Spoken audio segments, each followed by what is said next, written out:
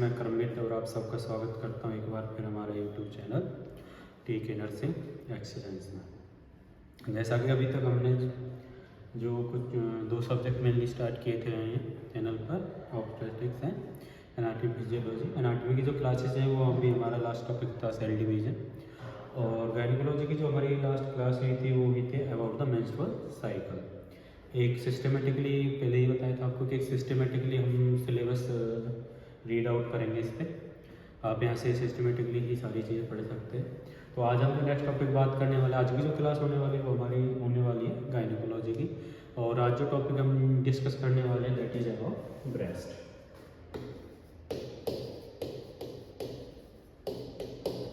Already हम जो primary reproductive organism के बारे में बात कर चुके हैं, मेंस्ट्रुअल साइकिल के बारे में बात कर चुके हैं, और जनरल टर्मिनोलॉजी गायनिकोलॉजी के बारे में बात कर चुके हैं। गैमेटोजेनेसिस के बारे में हम अपनी जो हमारी पास्ट क्लासेज रही उनके अंदर हम इन सब के बारे में डिस्कस कर चुके हैं।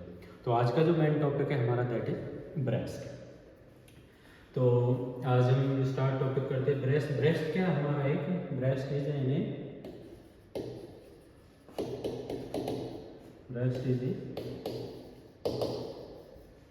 ब्रेस्ट क्या एक बाइलेटरल ऑर्गन है, बाइलेटरल एसेसरी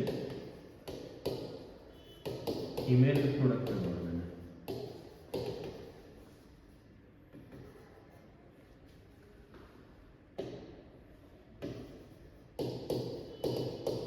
रिप्रोडक्टिव ऑर्गन क्या है? एसेसरी रिप्रोडक्टिव ऑर्गन है, प्राइमरी नहीं है, एसेसरी है। सेकेंड चीज, ब्रेस्ट मेनली क्या है? एक मॉडिफाइड है।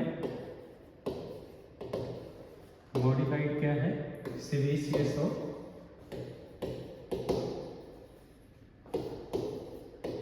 Sweet filling. कंफ्यूजन नहीं होना है, कई जगह ये चीज़ कंफ्यूज करती है कि breast is modified sweet gland या फिर modified sebaceous gland, but breast पे हमारी कंबाइन ही है, वो स्वीट है sebaceous gland.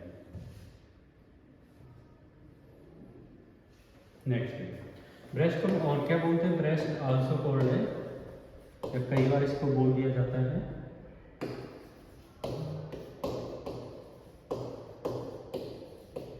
Also known as memory gland.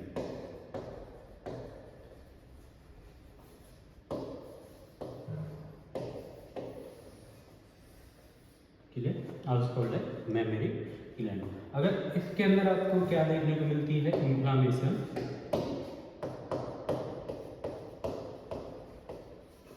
Inflammation of breast या फिर मेमरी ग्लैंड।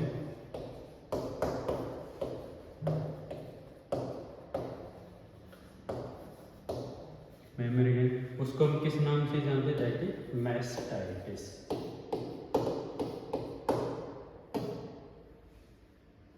Mastitis, clear? तो सिंपल हमने इसके बारे में बात की। ब्रेस्ट क्या है? आपकी एक modified sweet and sebaceous gland है। मेनली क्या है? एक bilateral accessory female reproductive organ है, क्लियर?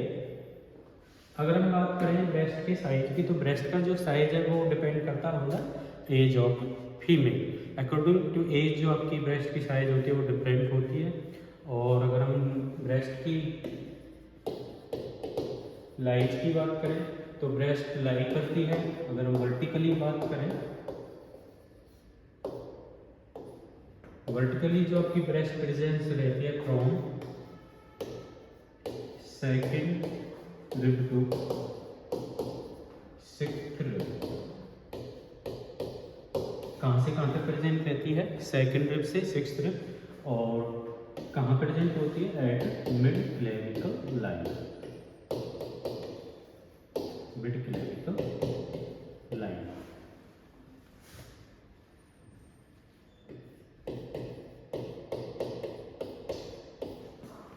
कहाँ प्रेजेंट होती है? At the mid clavicle line from second rib to sixth rib, clear?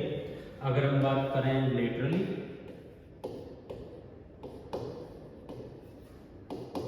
Laterally जो ब्रेस्ट लोकेट करती है from border of sternum to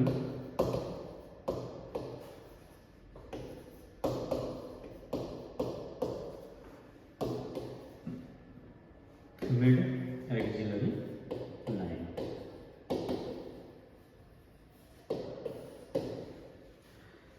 अगर हम ब्रेस्ट की पोजीशन की बात करें, वर्टिकली हम बात करें तो कहाँ से कहाँ तक प्रेजेंट होती है, 2nd to 6th rib eight the mid clavicle line. और अगर हम लेटरली बात करें तो लेटरली आपकी जो ब्रेस्ट की पोजीशन होती है border of sternum to mid axillary line. Clear?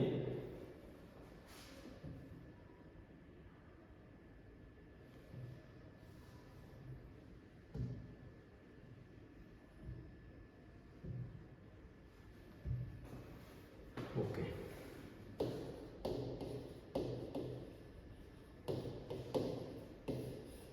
अगर हम ब्रेस्ट के अंदर प्रेजेंस लेयर की बात करें तो 3 लेयर प्रेजेंस होती है। सबसे सुपरफिशियल स्किन होती है, then superficial fascial and deep fascial. Deep fascial जो क्या होती है, जो कवर करती है कौन सी को, पेक्टोरलिस मेजर मसल्स को। जो हमारी पेक्टोरलिस मसल्स प्रेजेंट होती हैं ब्रेस्ट पर उनको कवर करती है हमारी डीप फेशियल। अभी हम जब स्ट्रक्चर की बात करेंगे और अच्छे से तब हम बात करेंगे। अगर हम सिंपल लेयर्स की बात करें इन जनरल तो हमारी ये 3 टाइप की लेयर ब्रेस्ट के अंदर प्रेजेंट होती हैं, skin, superficial, fascial and deep facial. अब हम कुछ एक लाइन के अंदर एक पोजीशन के अंदर एक थोड़ा सा देख लेते हैं कि ब्रेस्ट को कितने उसके अंदर बॉडी पोजीशंस के अंदर डिवाइड किया जाता है। क्लियर?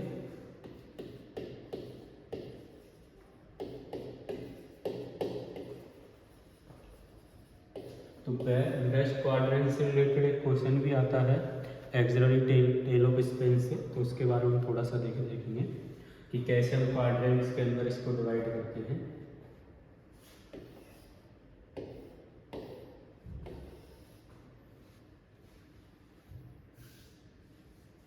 ऐसे ही हम थोड़ा सा छोटा सा स्ट्रक्चर बना लेते हैं ताकि ये थोड़ी सी इजीली समझ आ जाए।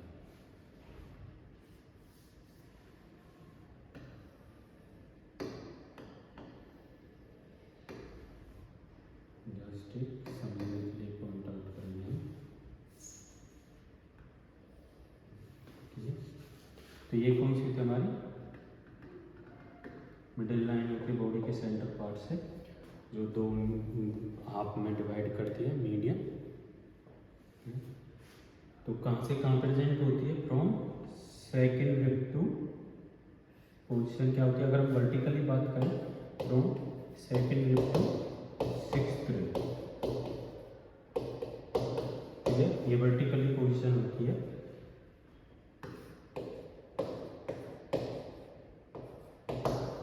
अगर हम हॉरिजॉन्टली बात करें या फिर लेटरली बात करें तो कहाँ से प्रेजेंट होते हैं, जो आपका स्टर्नम है,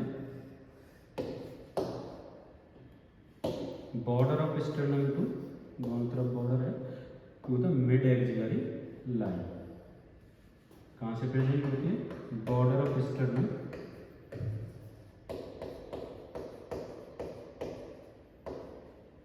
टू मिड एक्सिलरी लाइन।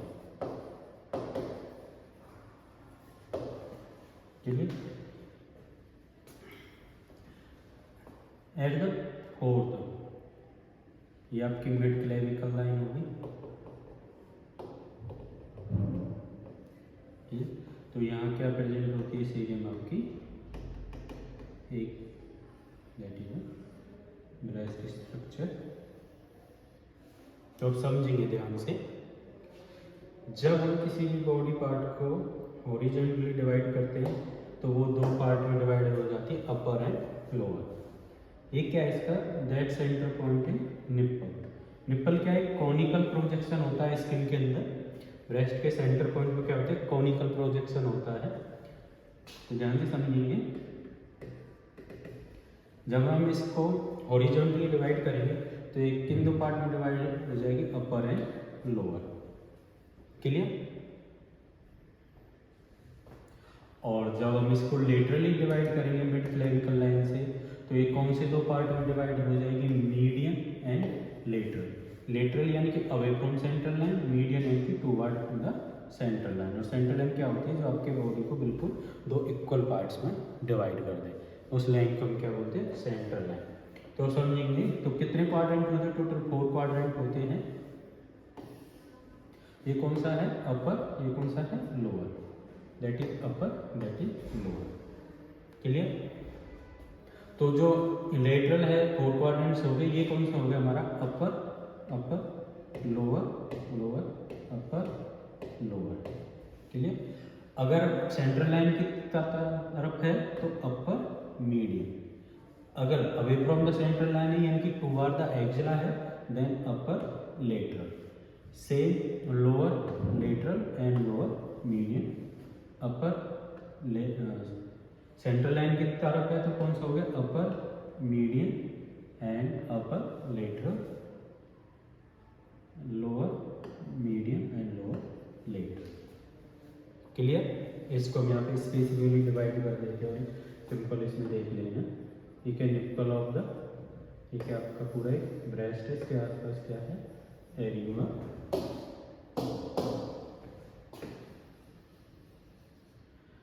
तो किस 4 क्वाड्रेंट्स में डिवाइड किया, that is upper, that is lower, अपर।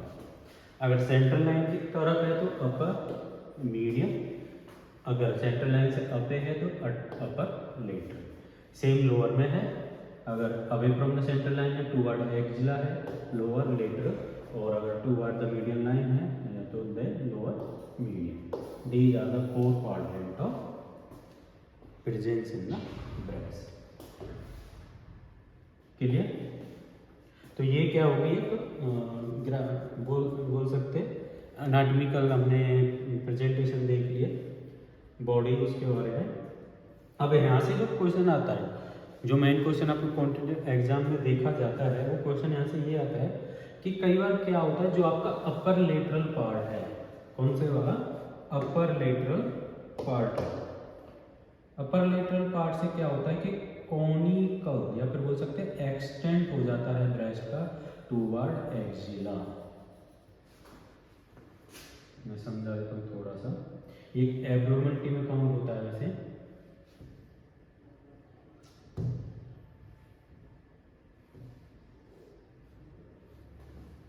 समझेंगे ध्यान से। क्या होता है कि जो अपर लेटरल पार्ट होता है, कई बार उससे एक्सटेंशन देखने को मिलता है टुवर्ड द एक्सिला, उसको हम क्या बोलते हैं, यहाँ पे लिख देता हूँ मैं, एक्सटेंट ऑफ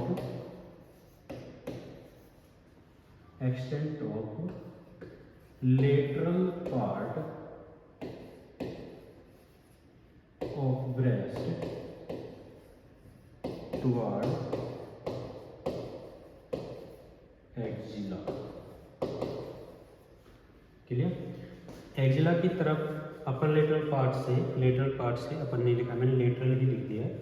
ब्रेस्ट से क्या होता है, एक्सटेंट होता है टुवर्ड एक्सिला, उसको हम क्या बोलते हैं, that called axillary tail of Spence.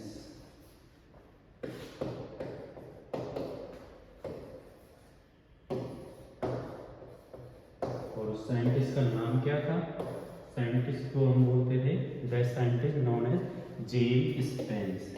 किसने फाइंड आउट किया था, बाय जेम्स स्पेंस। क्लियर।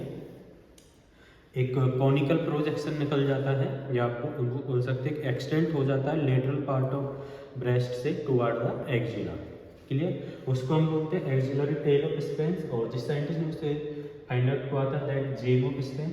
अब उसके अंदर एक ओपनिंग प्रेजेंट होती है। अब जो ये एक्सटेंशन है, इसके अंदर एक ओपनिंग प्रेजेंट होती है, समझेंगे ध्यान से।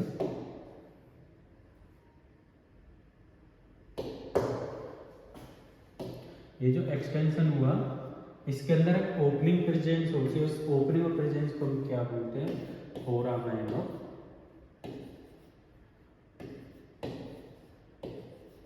लैंगर। देख लेना। एक एबनॉर्मल कंडीशन होती है ब्रेस्ट के अंदर, अगर एक एक्सटेंट हो जाता है लेटरल पार्ट ऑफ ब्रेस्ट से टुवर्ड एक्सिला, उसको हम बोलते हैं एक्सिलरी टेल ऑफ स्पेन, और उस साइंटिस्ट का नाम क्या है जीएम स्पेन, और उसके अंदर एक एबनॉर्मल ओपनिंग होती है, उसको बोलते हैं फोरामेन ऑफ लैंगर। क्लियर? और क्वाड्रेंट मैंने आपको बताई दिए थे, देयर आर 4 क्वाड्रेंट, अपर है, लोअर, मीडियन है, लेटरल। नेक्स्ट, अब बात करते हैं ब्रेस्ट के स्ट्रक्चर के बारे में।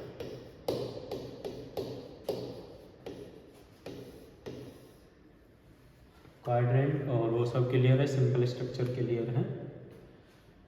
स्ट्रक्चर में देयर आर 3 सब लेयर होती है इसकी, या फिर 3 पार्ट के अंदर इसकी स्ट्रक्चर को डिवाइड किया गया है।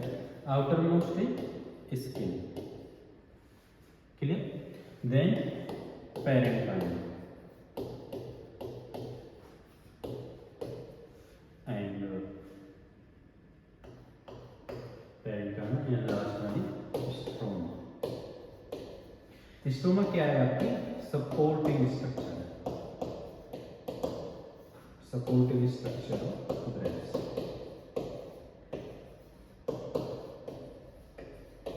किससे बनी होती है ये? With fibrous and head connective tissue.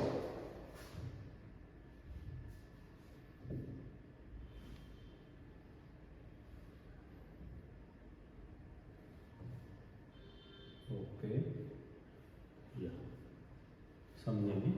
Structure of breast हम बात कर रहे हैं, किससे बनी होती है? Fibrous and head connective tissue. अभी हम आगे बात करेंगे इसके बारे में। तो हम सबसे पहले स्किन के बारे में बात करते हैं, स्टार्ट करते हैं स्किन के बारे में। स्किन क्या है? Outermost covering of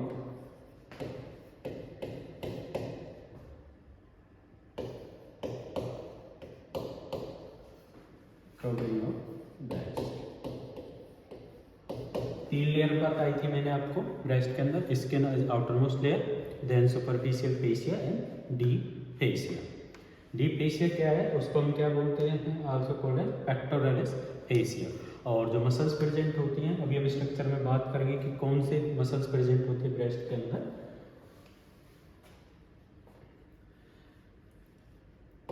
skin is the outer most covering of the breast. अब क्या होता है? एट द सेंटर एक कॉनिकल प्रेजेंट होता है, कॉनिकल प्रोजेक्शन प्रेजेंट होता है, दैट कॉल्ड निप्पल। उसको हम क्या बोलते हैं? निप्पल।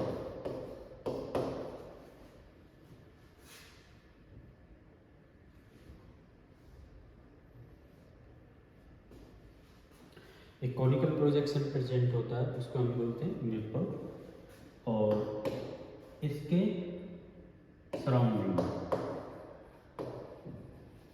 सराउंडिंग में क्या प्रेजेंट होते हैं? सराउंडिंग में पिगमेंटेड एरिया प्रेजेंट होता है, दैट कॉल्ड, उसको हम क्या बोलते हैं? एरियोला। क्लियर? यहाँ तक बात होगी। अब हम अगर बात करें, यहाँ पे हम बात करेंगे निप्पल और एरियोला के अंदर किसी भी टाइप के फाइब्रस या फिर हेड कनेक्टिव टिश्यू प्रेजेंट नहीं होते हैं। Head connective tissue are absent. सिर्फ कहाँ? निप्पल और एरियोला के अंदर। क्लियर?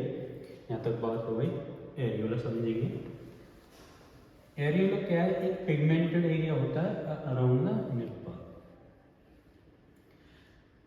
निप्पल के अंदर क्या होता है? निप्पल के अंदर प्रेजेंस होती है आपकी opening of lactiferous duct. Nipple के अंदर क्या प्रेजेंट होती है आपकी? Opening of lactiferous duct, just near to the opening. कहाँ पे, just nearer to the opening.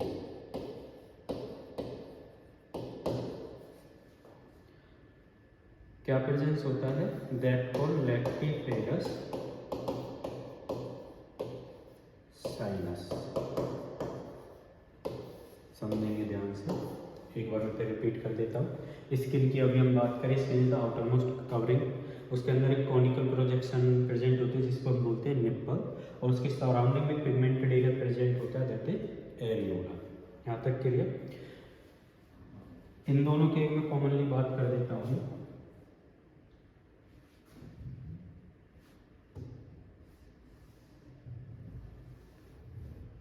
Okay,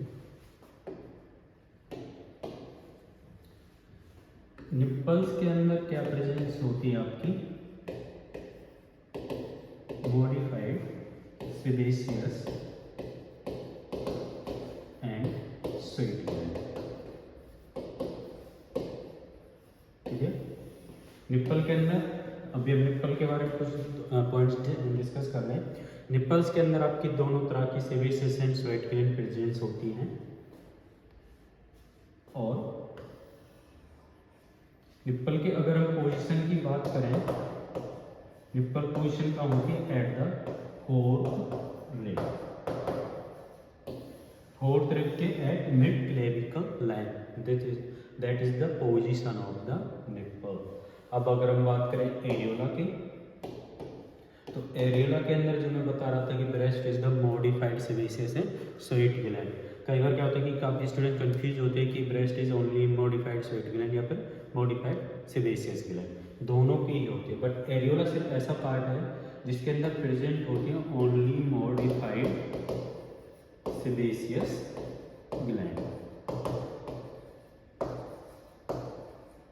clear. Areola के अंदर आपकी सिर्फ सेबेशियस ग्लैंड ही प्रेजेंट होती हैं, बट निप्पल के अंदर आपकी सेबेशियस एंड स्वेट ग्लैंड बहुत टाइप की ग्लैंड्स प्रेजेंट होती हैं। यहाँ तक क्लियर। लैक्टिफेरस डक्ट कहाँ प्रेजेंट होती है, उनकी ओपनिंग इन द निप्पल, और जस्ट नियर टू द जो ओपनिंग होती है उसके पास में एक साइनस फॉर्मेशन करती है जिसको हम बोलते हैं लैक्टिफेरस साइनस। और इस साइनस का ही काम क्या है, ये स्टोर करता है मिल्क को, store milk at the time of lactation. Clear. Lactiferous sinus से कई बार यहाँ से क्वेश्चन भी आता है कि लैक्टिफेरस साइनस, तो इसका मेन रोल यही है कि वो डक्ट से ही उनके अंदर एक साइनस फॉर्मेशन हो जाती है। मान चलो ये आपका निप्पल है, इसके अंदर उस डक्ट की ओपनिंग है, तो जस्ट नियरर टू द क्या फॉर्म कर लेती है, दैट इज लैक्टिफेरस साइनस। तो ये साइनस क्या करती है, स्टोर करती है मिल्क को। क्लियर। ये साइनस क्या करती है, स्टोर करती है मिल्क को। यहाँ तक क्लियर।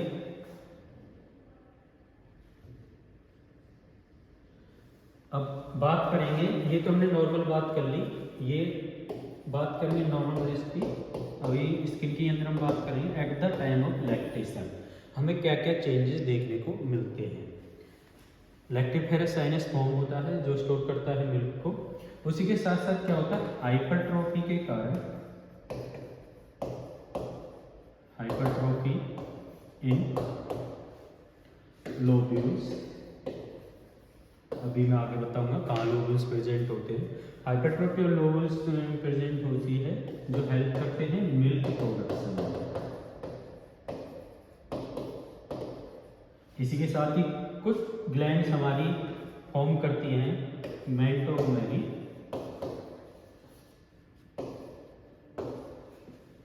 थोड़ा ऊपर लिख देता हूँ,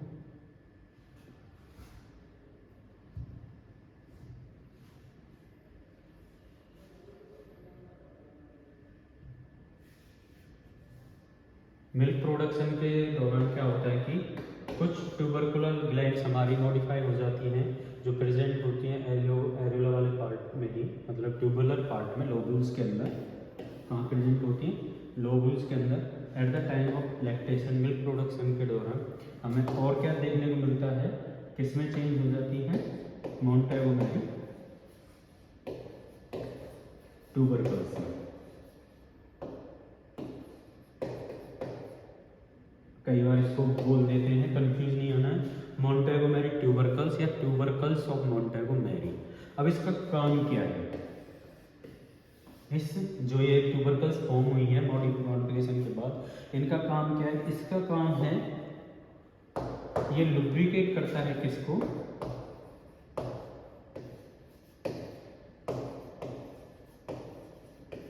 एरियोला। लुब्रिकेट करता है एरियोला को और निपल को, किससे? To avoid from cracking of nipples.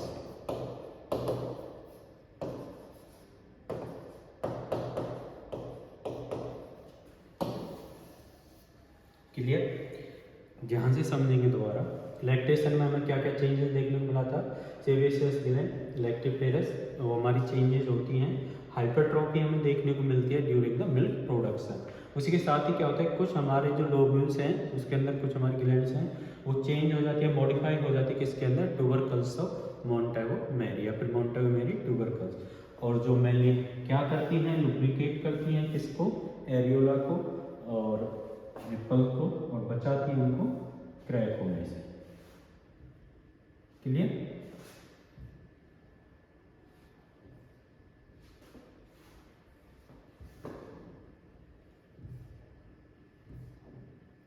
Okay,